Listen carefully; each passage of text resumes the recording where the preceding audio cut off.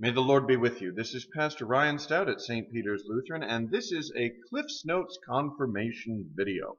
If this is your first time watching one in these series, the purpose of Cliff's Notes confirmation is to acknowledge that, the 2020-2021 academic year is an odd one, what with COVID tide and the restrictions happening there, and the fact that much of our ministry has been done online in this time of social distancing.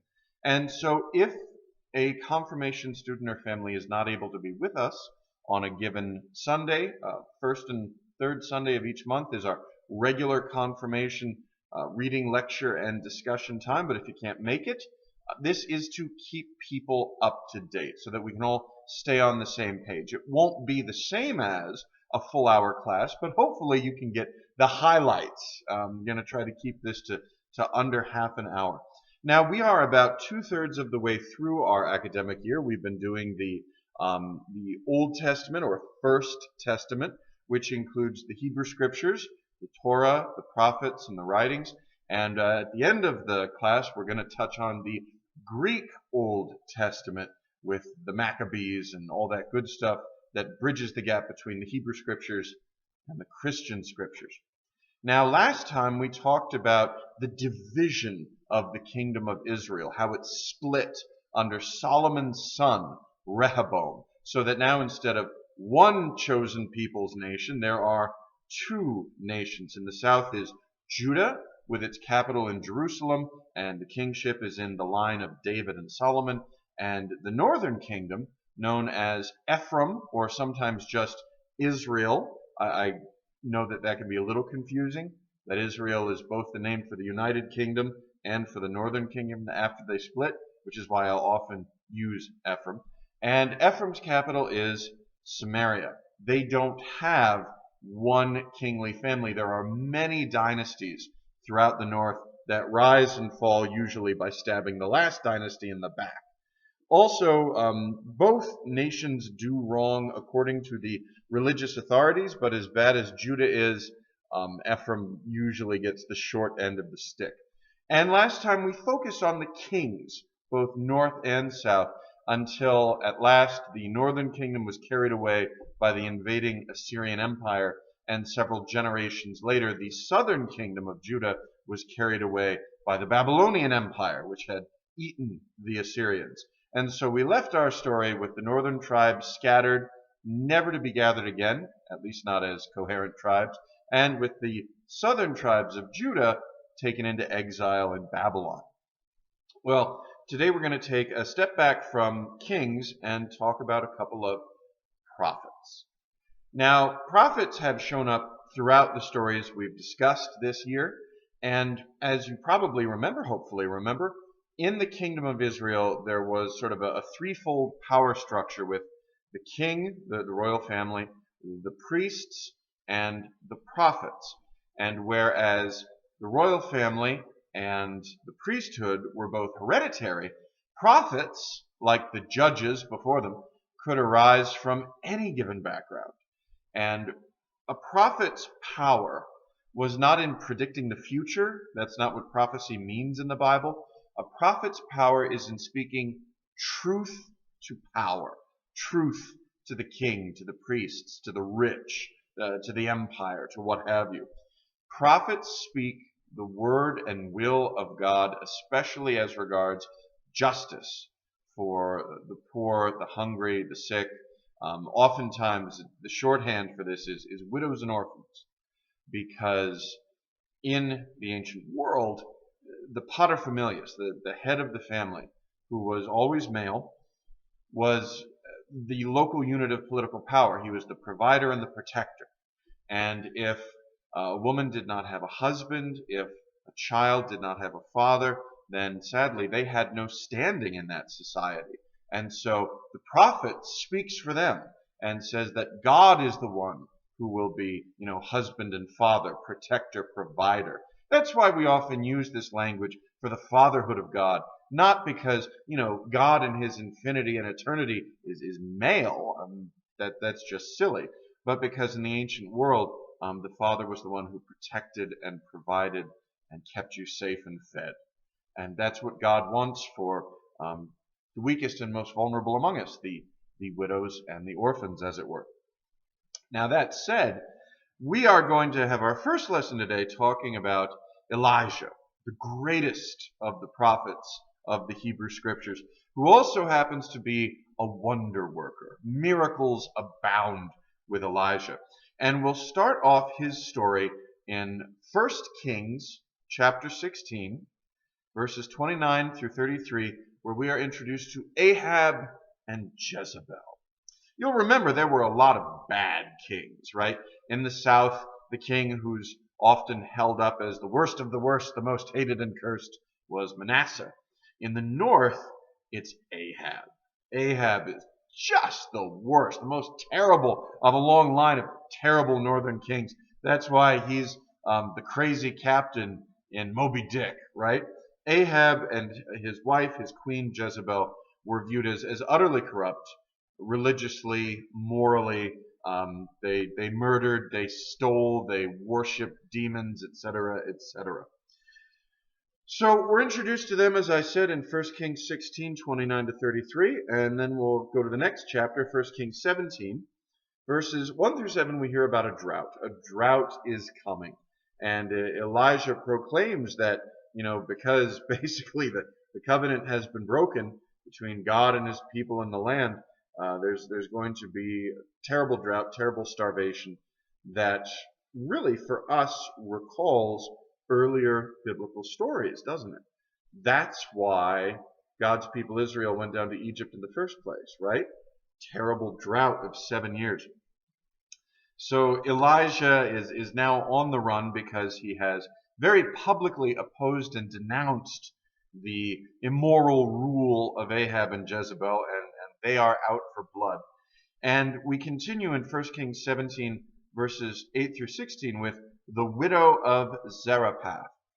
Basically, Elijah comes upon a widow and her son living in this little home with very little to eat or drink, and he says, make me some food, make me a cake of bread, of grain. And she says, well, I've just got this little jar of oil and this little jar of flour, and there's barely any in there. And honestly, I was just going to make one last cake of bread, share it with my son, and then he and I are resolved that we're going to die because we don't know how we're going to survive through this time of drought and hardship. And Elijah says, look, just make me some food and don't worry. And here we have one of the first and famous miracles of Elijah. That little jar of oil and that little bit of flour never runs out for the widow and her son throughout the whole time of the drought. So they have enough to eat. And when in fact, shortly after this, as we continue in 1 Kings 17, verses 17 through 24, the widow's son tragically dies. And now the widow is completely bereft because not only does she have no one to protect and provide for her, now her hope for the future has been dashed. And Elijah, through the power and mercies of God, raises up her son from death or the brink of death, depending how you want to read it. And this not only recalls, say, for example, the Israelites' time in the wilderness with the manna that was inexhaustible every single morning except on the Sabbath when they weren't supposed to gather it. It also, for Christians, sort of projects into what we know of Jesus, right? The raising of the dead, the speaking truth to power, the multiplication of bread, right? Okay, let us continue with 1 Kings 18, verses 17 through 19. Elisha is denounced by Ahab, ironically enough, as a troubler of Israel. This is a famous phrase. Oh, you troubler of Israel, you gadfly. This phrase will be used in generations afterward for someone who won't stop pestering for what is right. Won't stop knocking at the door of justice and freedom and equality. Oh, you troubler of Israel. And then we've got a wonderful, somewhat crazy tale. In 1 Kings 18, verses 20 through 24, we have a contest between Elijah and the prophets of Baal. Now, the Baals were foreign deities. Baal literally means husband or lord. And here we have Jezebel and Ahab worshiping a god other than Yahweh, other than the God of Israel. And Elijah has a contest with all the many, many, many prophets of Baal, where basically they put together two sacrifices, two animals on top of two piles of wood, and then they pray that their God, be it Baal or Yahweh, send fire down and light the offering and accept it. The prophets of Baal dance and yell and scream and cut themselves and go into a frenzy, and Elijah's just egging them on. Yell louder, yell louder. Maybe he's relieving himself. Baal's in the bathroom. You gotta shout for him to hear you. And then when it's Elijah's turn, he says, just soak everything with water. Get it so wet it couldn't possibly burn. And then he prays to God, and of course, this great fire comes down from heaven, consumes the offering, water, wood, beast, and all, and also takes out some of the prophets of Baal. And those who are left, the Israelites watching, the spectators, fall upon out of vengeance and fear. For here these prophets had lied to them, their God had been impotent, and Elijah reminded them of their covenant with Yahweh, with the God of Abraham and Isaac and Jacob. And it comes to a violent end. And immediately following this, the drought that we spoke of at the beginning of the tale ends in 1 Kings 18, verses 41 through 46. So you can see how Elijah, right off the bat, is a legendary figure, a miracle worker, a wonder worker. And this recalls for us and for the people of Israel, Moses, right? Moses was a prophet, he was a lawgiver, he was God's chosen leader for his people, and many, many miracles were wrought by God through Moses and his staff and his brother. Yes? Okay, so 1 Kings 19, verses 11 through 18 continues these parallels when Elijah ascends Mount Horeb to meet with God, to speak with God. And this should remind us of Moses on Mount Sinai. Yes? Both of them ascend into the presence of the Lord. And the wonderful thing in the Elijah story is that we've got the rage of the elements. There's a rushing wind cracking apart rocks, and there's an earthquake, and there's a great fire, and then there's a silence. And Elijah comes out of his hiding place on the mountain into the silence. And there he hears the still small voice of God speaking into his ear.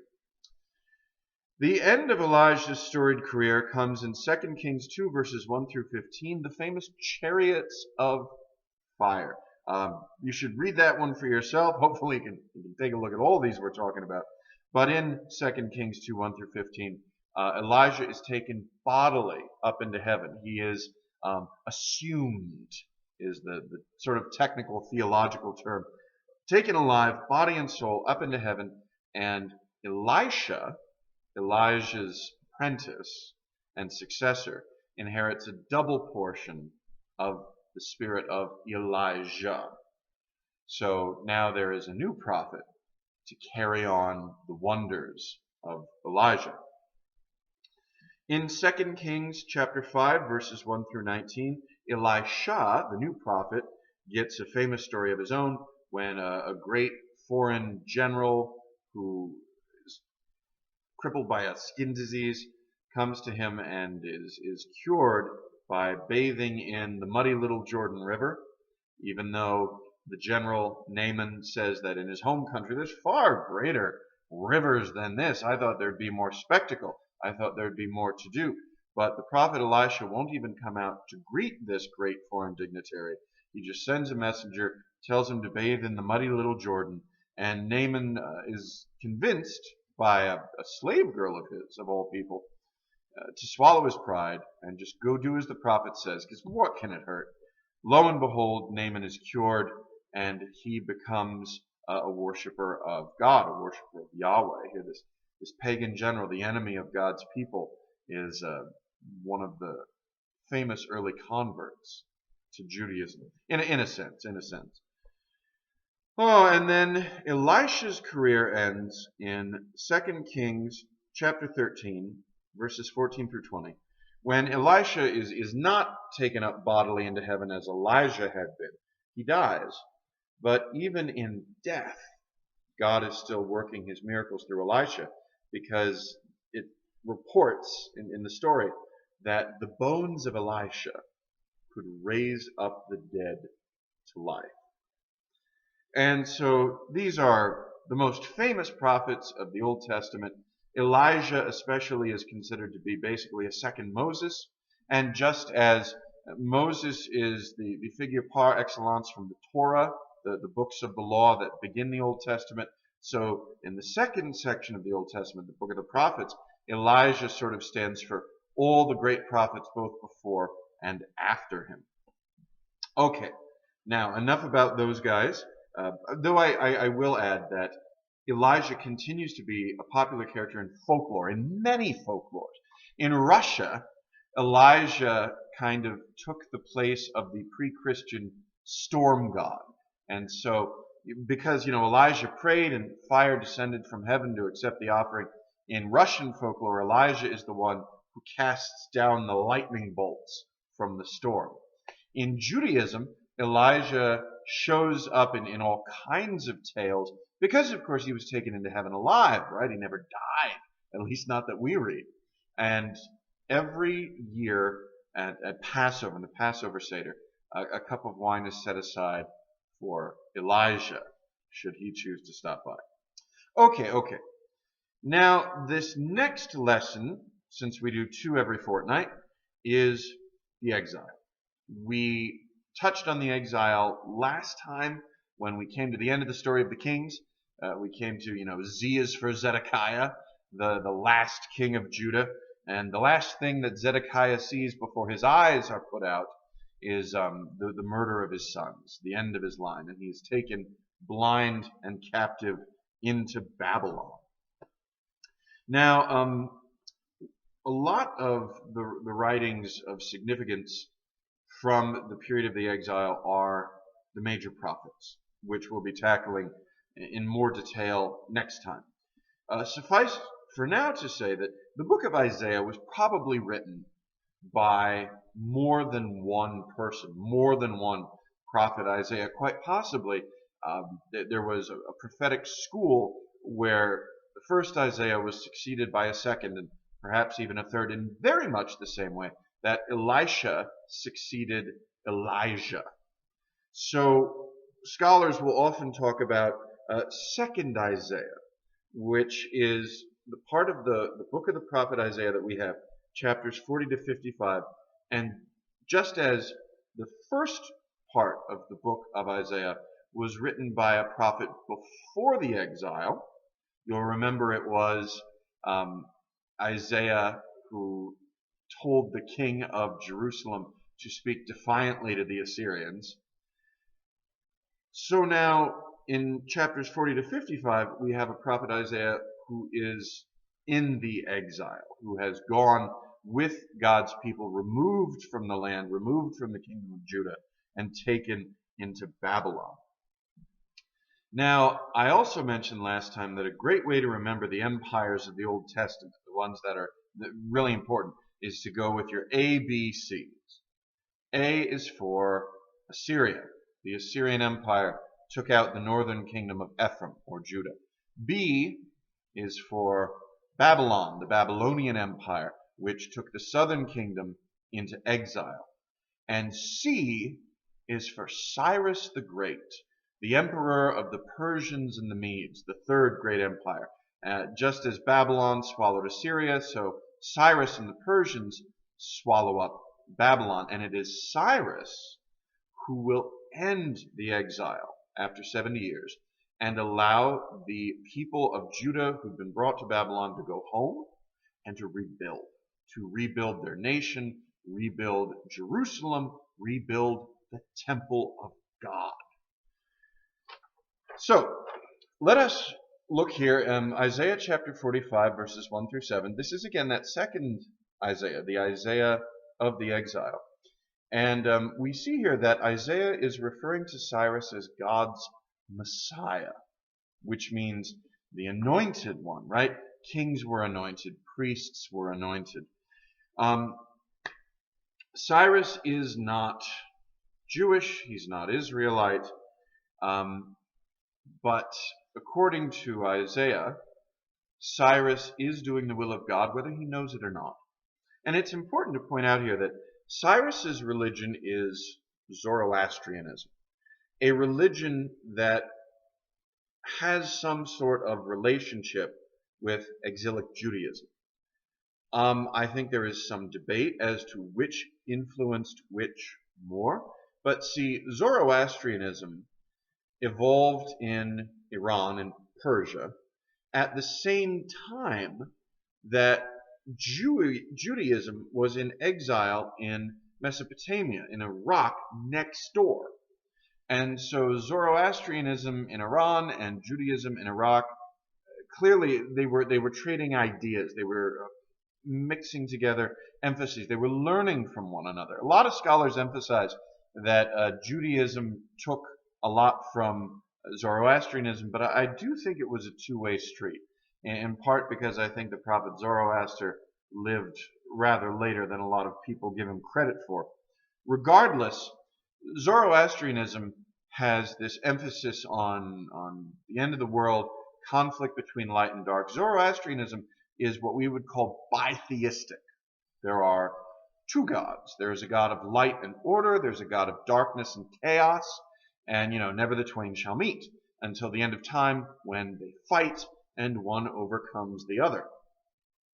So when we read, again in Isaiah 45, 1 through 7, that the prophet in this sort of theoretical proclamation of God through Isaiah to Cyrus is saying, I make weal and I create woe. This doesn't mean that God is evil, or that God does wicked things. It is Isaiah saying to Cyrus, you think there's two gods, and you got to pick the good one, and the good one will win through might. But we as Jews, as worshipers of Yahweh, know that there's only one God for all peoples and all places. And darkness and light, weal and woe, chaos and order are all within his power. And ultimately, he will work for the redemption of all. It's monotheism versus bitheism. One God versus two opposing forces. And you can see this sort of Zoroastrian dualism in effect even to today. Whenever a Christian talks about Satan as though Satan and God were on the same level, as though Satan were an anti-God, and that the ultimate redemption of the world will come through a fight, good will win because good is strong, that's dualism. That's from ancient Zoroastrianism. That's not really biblical. God is the Lord of history. God will use the exile and the suffering that God's people experience from the exile to prepare them for a new relationship with God. What this is saying, I believe, is again, not that God wills or does evil, because if he could, he wouldn't be God. But that God can take evil and redeem it. He can take the terrible consequences of our actions, and through his wisdom and mercy and might and love, he can take the results of our wicked actions and twist them to bring about an even greater result. What's called a felix culpa, a happy fault. The idea is that Satan can't create anything. He can only twist what is good, make it evil, make it less than what it was. But God, who is infinitely wiser, can take what has been made evil and twist it back not only to its original form, but to an even greater goodness and truth and beauty than it had at the beginning. So God doesn't cause evil, but he can use it. All right, let's hop over to another one of the major prophets, Jeremiah, chapter 29, verses 4 through 11. And here, God, speaking through the prophet Jeremiah, says a remarkable thing. He tells the people in exile, the Israelites in exile, pray for Babylon, make lives there. So it's not, fight the pagans, resist the pagans. He says, pray for the pagans. Pray for the nation where you are. Not just Israel. Israel's, it's not on the map right now. You've all been exiled into foreign lands, foreign cities. Make lives there. Do good there. Pray for the welfare of your new community, which is really quite remarkable. It is during this period of exile that we see the importance of the Zatakites really come to the fore. You may recall that one of the high priests under King David was a guy named Zadok.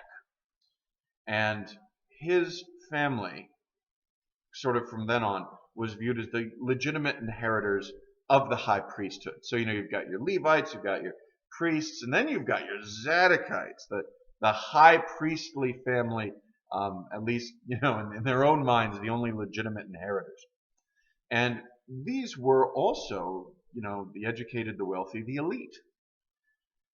So while the Jews are in exile, the Zatakites become the most useful functionaries under the Babylonians. They are the ones who will mediate between the Israelites in exile and their Babylonian imperial overlords.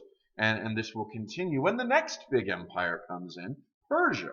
When Persia comes on in, the Zatakites will kind of take the line, meet the old boss, same as the new boss. But of course, with the difference that Cyrus lets them go home. During this time in exile, of course, there is no king, there is no temple, there are no priestly rites at the temple. And so what we see is the development and the rise in importance of synagogues and rabbis. Synagogue, in the earliest understanding, is simply a gathering of Jewish people, of Israelites. But it comes to take on religious overtones, religious significance, because when they gather, what do? They read together the Torah, they read the prophets, they learn. This is how they can practice their religion, practice their faith and the story of their people, even though they don't have a temple and a king. And the rabbi is someone who is well learned, well read in the Torah and the prophets and the traditions of the people. Doesn't have to be a Levite or a priest or of royal descent or of Zadokite descent. None of that matters. What matters to be a rabbi is what's in your head and what's in your heart. Now, the exile ends in stages. Cyrus shows up, takes out Babylon, and tells everybody that the Babylonians had displaced. You may now go home. You may now rebuild your temples, your walls, your palaces. Just remember to pray for me, right? Whoever your God is, Yahweh, Baal, what have you, make sure you pray for Cyrus, the emperor. But it's been 70 years. And while there are those who immediately rush back to Israel, to the kingdom of Judah, there are several generations who've never known Israel or Judah, who have lives in Babylon, in Iraq, in Iran, throughout the Persian Empire now. So everybody doesn't just rush on back. There are various waves of people who over time return to rebuild Israel, which is a shambles. It's all a mess, really. When the first group of exiles returns to Jerusalem and they see, the temple, they weep because they remember its glory, its beauty, and now it's all just ruin and rubble, right? But God's people begin to understand the exile as a new exodus, preparing God's people for a new covenant, right? The old exodus led to the old covenant on Sinai, the Ten Commandments. The new exodus, according to the prophet Jeremiah, will lead to a new covenant that will not be like the old. And it will make sense of the exile and the experience of God's people in it.